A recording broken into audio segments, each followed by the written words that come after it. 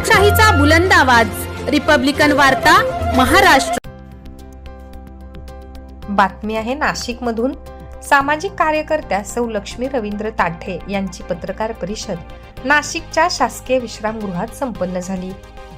त्या गेल्या अनेक वर्षांपासून विवेक फाउंडेशन, काम कल्याणी औद्योगिक संस्था यांच्या मार्फत सामाजिक प्रबोधनाचे व गरजूंना मदत करण्याचे कार्य करतात। तसेच सौ लक्ष्मी रवींद्र ताठे या 2 मार्च रोजी होत असलेल्या काळाराम मंदिर सत्याग्रह अभिवादन सभेच्या गेल्या 3 वर्षापासून अध्यक्ष आहेत। अनेक धार्मिक, सामाजिक व सर्वधर्म समभावाचे कार्यक्रम नाशिक शहरात व संपूर्ण जिल्ह्यात त्या राबवत असतात। यंदाच्या होत असलेल्या महाराष्ट्र विधानसभेच्या देवळाली विधानसभा मतदारसंघातून त्या आमदारकीची निवडणूक लढविणार असून त्याबाबतची पत्रकार परिषद त्यांनी शासकीय विश्रामगृह सिंहगड येथे नुकतीच घेतली। पत्रकारांशी त्यांनी संवाद साधताना त्यावेळी म्हणाल्या की विरोधकांनी षडयंत्र कट रचून कोणताही पुरावे नसताना, तसेच त्यांचा मुलगा याचाही काही एक संबंध नसताना ताठे कुटुंबियाविरोधात तेलंगणा राज्यातील हनुमनकोंडा जिल्ह्यातील दामेरा पोलीस स्टेशन येथे नाशिक पोलिसांच्या मदतीने अटक केली, पण सबळ पुरावे नसल्याने त्यांना कोर्टाकडून जामीन मंजूर झाला। हे सर्व षडयंत्र सौ लक्ष्मीताई ताठे यांचे सामाजिक कार्य व राजकीय तसेच त्यांचे कौटुंबिक जीवन उद्ध्वस्त करण्यासाठी केलेले आहे। त्या एक महिला असल्याने त्यांना विरोधकांचा त्रास जास्त प्रमाणात होत असून शेवटी अन्यायाला वाचा फोडण्यासाठी विधानसभेच्या निवडणुकीच्या माध्यमातून राजकारणात प्रवेश करून महिलांवरील अन्याय अत्याचार दूर करण्यासाठी देवळाली विधानसभा मतदारसंघातून आमदारकीची निवडणूक लढविण्याचे ठरवले आहे। यावेळी पत्रकार परिषदेमध्ये प्रवीणा शेख, शबाना पठाण, शुभांगी गांगुर्डे, वैशाली गायकवाड, मोनाली निकम, महाराष्ट्र रत्न अनिल गांगुर्डे, नरेंद्र गवारे, डॉक्टर प्रशांत घोडेराव, मिलिंद हाटे, प्रशांत पगारे, दीपक सोनवणे यांच्यासह काळाराम मंदिर सत्याग्रह स्मारक समिती नाशिक संस्थेचे कार्यकर्ते, पदाधिकारी उपस्थित होते। मी लक्ष्मी रवींद्र ताठे प्रेस घेण्याचं कारण 10 जुलैला जो प्रकार झाला, तेलंगणा पोलीस जे नाशिकमध्ये येऊन मला महाराष्ट्र पोलिसांच्या मदतीने जे अरेस्ट केलं, त्याच्यामध्ये कुठल्याही प्रकारचं तथ्य नाही आहे आणि त्या गुन्ह्यामध्ये जो आरोपी पकडलेला आहे त्याचं माझं मोबाईलमध्ये कुठल्या प्रकारचं बोलणं नाही आहे, त्याचे कॉल डिटेल्स नाही आहे। मी राजकारणामध्ये काम करीत असताना मी 30-35 वर्षापासून समाजकार्य व गरजूंना मदत करत असते। तुम्ही पत्रकार बांधव पण माध्यमातून बऱ्याच वेळा माझे प्रोग्रामला उपस्थित राहिलेले आहे।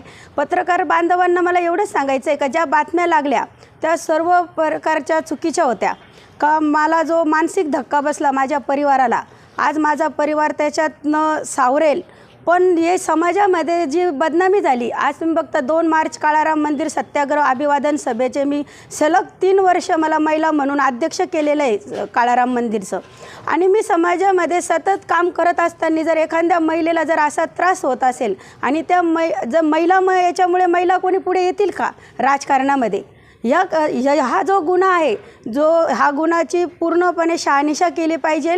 पूर्ण महाराष्ट्राने ही बातमी तुम्ही पण पत्रकारांनी सर्वांना दाखवा का ह्या प्रकारमध्ये काही कुठल्याही गोष्टीचं तथ्य नाही आहे, त्या आरोपीचं माझं कुठल्याही गोष्टीचं संभाषण नाही आहे। जर असं जर होत असलं तर महिला सुरक्षित आपण कशा प्रकारे म्हणू?